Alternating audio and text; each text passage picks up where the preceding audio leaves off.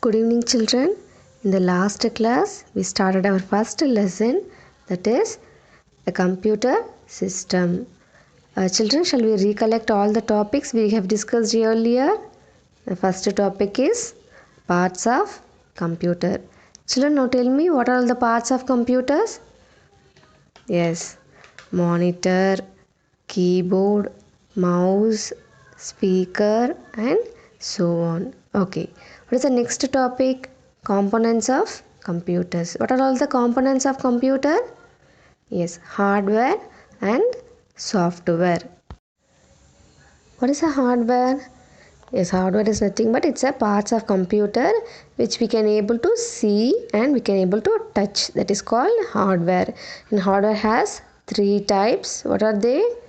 Input devices, processing device, and output devices. We have discussed this here in the earlier classes. Software is a set of programs that tells the computer what the computer has to do. Like the hardware, we cannot able to see the software or we cannot able to touch the software. And this topic also we have discussed in the last class. And our today's topic is components of CPU. What is the expansion of CPU? Central Processing Unit. Yes, the CPU is also called as brain of a computer and it helps to control all the functions of a computer and it helps to do all the calculations and display the result on the monitor.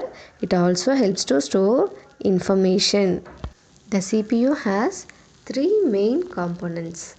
They are arithmetic logic unit, then control unit and memory unit. How many components? Three components. What is arithmetic and logic unit? We can also say it as ALU.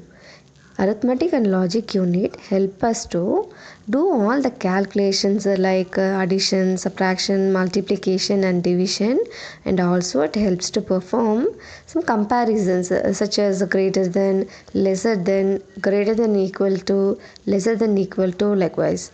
And also it helps to send the result to the memory unit. ALU helps to do all the calculations and after the calculations gets over, it will send the result to the memory unit, that is MU. Next one is control unit, that is CU. A control unit is a very important part of a CPU because it helps to control all the working parts of a computer and also it helps to communicate between the memory unit and the arithmetic and logic unit. So it is a main part of a CPU. Next one is memory unit, that is MU. Memory unit helps to stores all the data, information and instructions which is given to the MU will be stored and it will be used for processing. That is the use of MU. In memory unit there are two types. One is primary memory and secondary memory. In primary memory there are two types, RAM and ROM. In secondary memory, punching device, magnetic tape, floppy disk, optical disk, hard drive and flash disk. This is the types of MU. Our next topic is IPO cycle. IPO. I stands for input, P for process and O for output. Take for example, input as dirty clothes. Okay, we are giving dirty clothes as a input to the washing machine. That is, washing machine is the process because here the washing machine is cleaning the dirty clothes and it gives the washed clothes. The washed clothes is called an output. Here the dirty clothes is input. The processing is nothing but the washing machine doing the cleaning work and it gives the output as washed clothes. Washed clothes is output.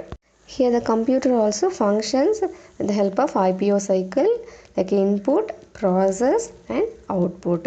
Input is nothing but we are entering some data into the computer and tell the computer what to do with the data. That is called an input.